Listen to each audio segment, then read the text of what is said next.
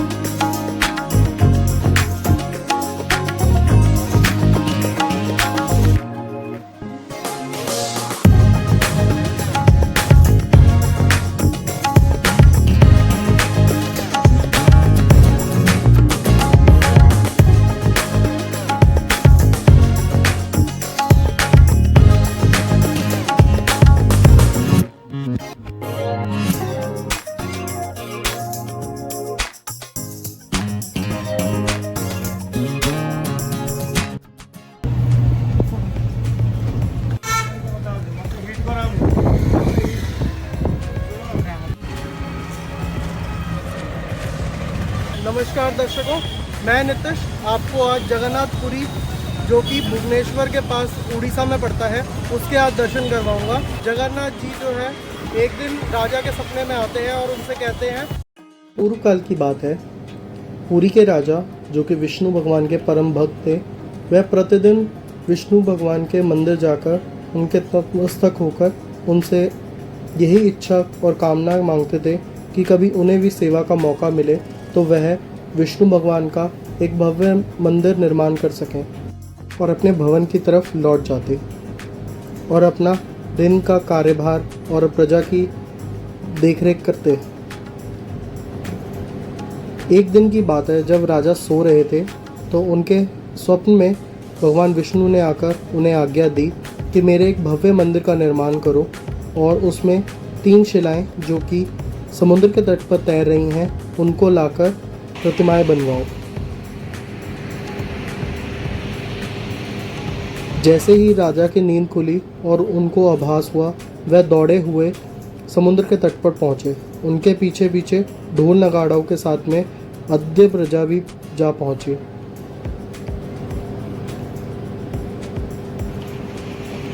राजा ने अपने सिपाहियों को आज्ञा दी कि तुम एक गाड़ी का इंतज़ार की आज्ञा पाते ही मंत्रियों ने और सिपाहियों ने बैलगाड़ी मंगा ली और उस पर शिला रखकर आदरपूर्वक महल ले जाने की तैयारी शुरू कर दी। राजा जल्दी से महल पहुंचकर साजो समाज और तैयारियों में जुट गया। उनके पीछे पीछे ढोल नगाड़ों के साथ में प्रजा के साथ में बैलगाड़ी भी आ पहुंची। राजा ने शिल्पकार को भी आमंत्रित किया जो कि भवन निर्माण में उनकी देखरेख करेगा। भवन निर्माण शुरू हो चुका था। राजा ने लकड़हार को भी बुलाया जो कि मूर्तियों को शिल्पकारी करेगा। उससे ना हो पाया तो विश्वकर्मा जी ने भेष बदलकर राजा से वचन मांगा, 21 दिनों तक अगर आपने दरवाज़ा खोला तो मैं वही मूर्तियां अधूरी छोड़कर चला जाऊंगा। रानी को यह बात खटक रही थी। रानी प्रतिदिन जाती और देखती कि वहाँ पर वह मिस्त्री काम कर भी रहा है या नहीं। एक दिन रानी को महसूस हुआ कि अंदर से आवाज़ आनी ही बंद हो चुकी है। यह रानी को काफ़ी चिंता में डाल रही थी। यह बात जब रानी ने राजा को कहने को सोचा और राजा को बताया कि उस कमरे से आवाज़ आनी बंद हो चुकी है, तब राजा ने कहा ज़रूर वह कारीगर सो रहा होगा। तब रानी ने कहा मैं रोज़ आती हूँ, वहाँ से अब आवाज़ आनी बंद हो चुकी है। और रानी ज़बरदस्ती राजा को ले गई। राजा ने भी जब ये कान लगाकर दरवाजे पे सुना तो उनको कोई आवाज़ नहीं आई। तब रानी ने कहा कि मैंने तो आपको कहा ही था कि यहाँ से आवाज़ आनी बंद हो चुकी है। राजा ने सोचा कि अब मैं वचन भी दे चुका हूँ, गेट खोलूँगा तो कहीं वह शिल्पकार चला न जाए। लेकिन रानी के हट करने पर राजा ने अपने मंत्रियों को बुलाया और उनसे कहा कि गेट खोल कर देखो कि कहीं यहाँ पर वह वृद्ध व्यक्ति मर तो नहीं गया। जब गेट खोला तो देखा कि भगवान जगन्नाथ जी की अधूरी मूर्तियाँ थी और माता सुभद्रा और बलदाऊ की भी अधूरी मूर्तियाँ थी। भगवान जगन्नाथ जी के पैर नहीं थे, बलदाऊ के हाथ पैर नहीं थे, माता सुभद्रा के हाथ पैर दोनों ही नहीं थे।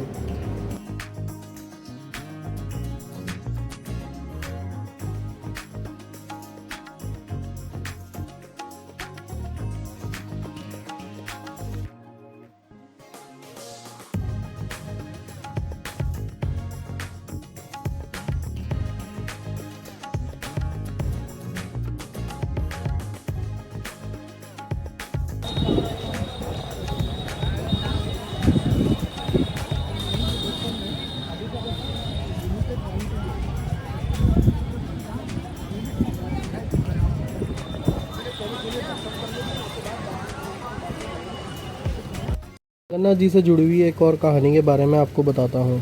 जगन्नाथ जी को रात्रि को नींद नहीं आती थी, तो उन्होंने अपने इस चिंता का विषय को नारद मुनि से बताया।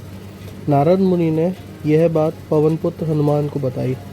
पवनपुत्र ने जब ये बात सुनी तो उन्होंने मंदिर के विपरीत दिशा में घूमना शुरू कर दिया, जिससे कि मंदिर का जो हवा थी वो विपरीत दिशा में बहने लगी। तभी तो आप जब मंदिर के अंदर एंटर करते हैं तो यहाँ पर समुद्र की आवाज़ आनी बंद हो जाती है, लेकिन मंदिर के एंट्रेंस से पहले आपको समुद्र की आवाज़ आती है। यह आपको बस तभी महसूस हो सकता है जब बिल्कुल ही शांति हो या फिर रात्रि का समय हो। जब तक हम अब मंदिर के दर्शन करके आते हैं, आप कुछ यहाँ के सिनेमैटिक शॉट्स को और ड्रोन शॉट्स को एंजॉय कीजिए।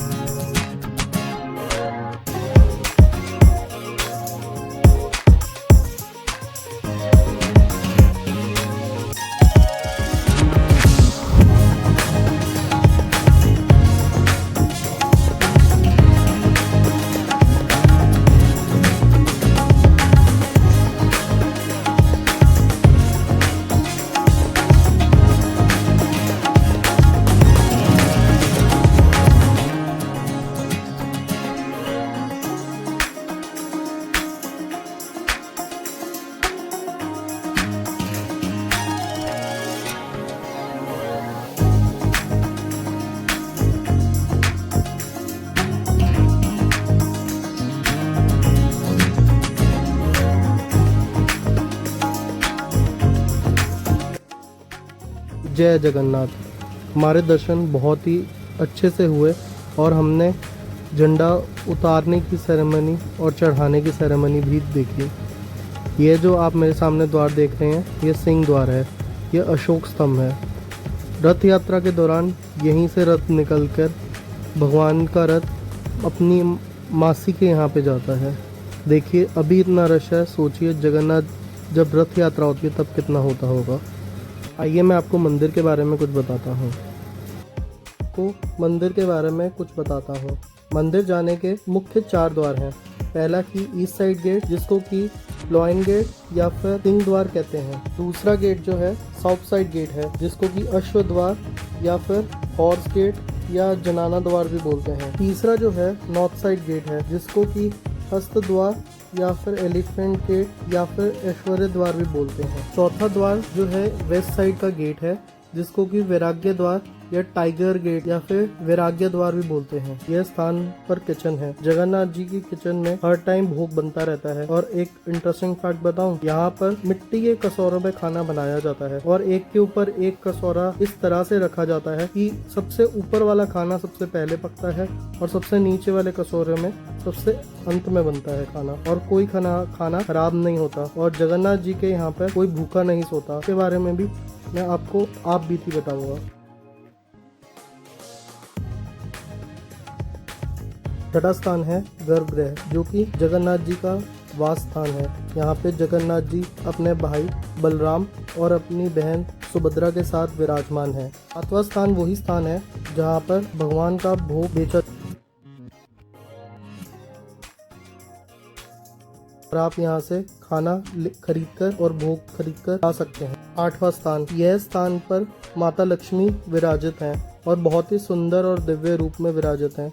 जगन्नाथ, जग के नाथ। जगन्नाथ भगवान की कृपा तो देखो, कल की ही बात है, हम भुवनेश्वर से पुरी आते हुए काफ़ी लेट हो गए थे।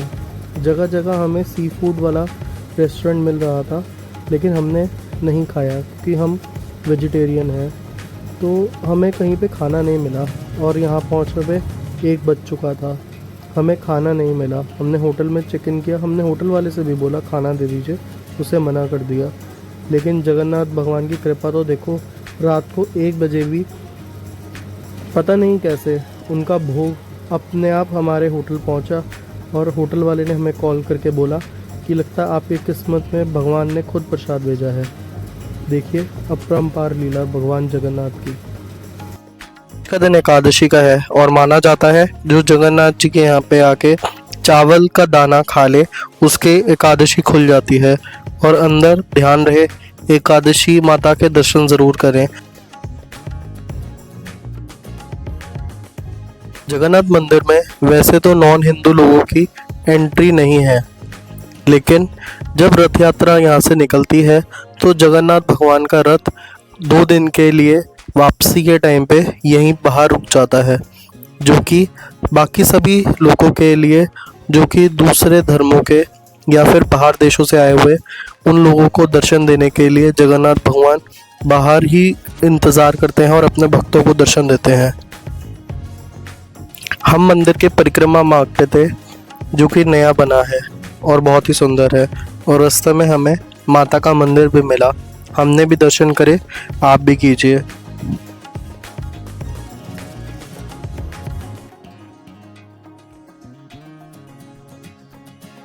रास्ते में चलते हुए हमें साउथ गेट के पास में हनुमान जी का मंदिर मिला।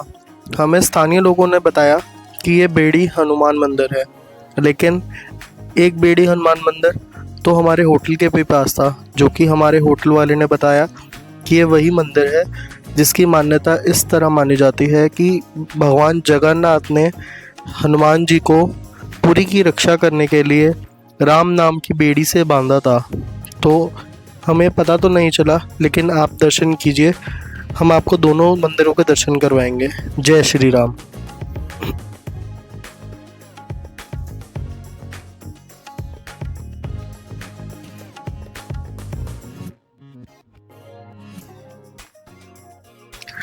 ये वही सुंदर कॉरिडोर है जिसका निर्माण अभी हाल ही में हुआ है। देखिए कितना सुंदर है और सफाई कितनी ज़्यादा है यहाँ पर, और लाइट्स वगैरह या ओवरऑल मेंटेनेंस बहुत ही सुंदर है। ये मंदिर का साउथ गेट है, जिसका मैंने जिक्र आपको थोड़ी देर पहले ही किया था।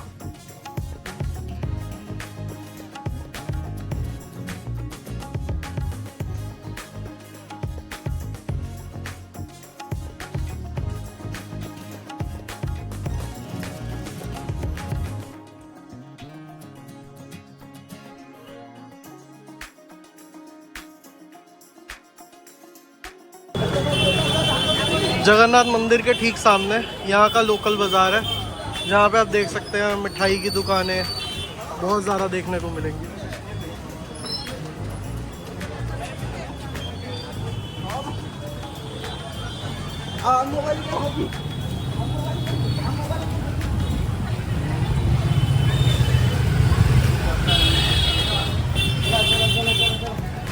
देखकर दुकान तो बड़ा होना।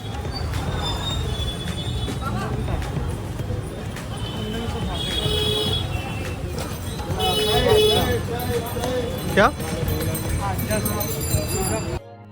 एक मंदिर वो था बेड़ी हनुमान मंदिर, एक बेड़ी हनुमान मंदिर ये भी है। देखिए ये वही मंदिर है जिसके बारे में आपको बता रहा था, जो हमारे होटल के पास है। इस मंदिर की भी वही मान्यता है कि भगवान जगन्नाथ जी ने राम नाम के माला से हनुमान जी को बांध लिया था और उनको आदेश दिया था कि आप जो है पुरी में ही रहें और पुरी की रक्षा करें। जय श्री राम। आप भी दर्शन कीजिए इस मंदिर के।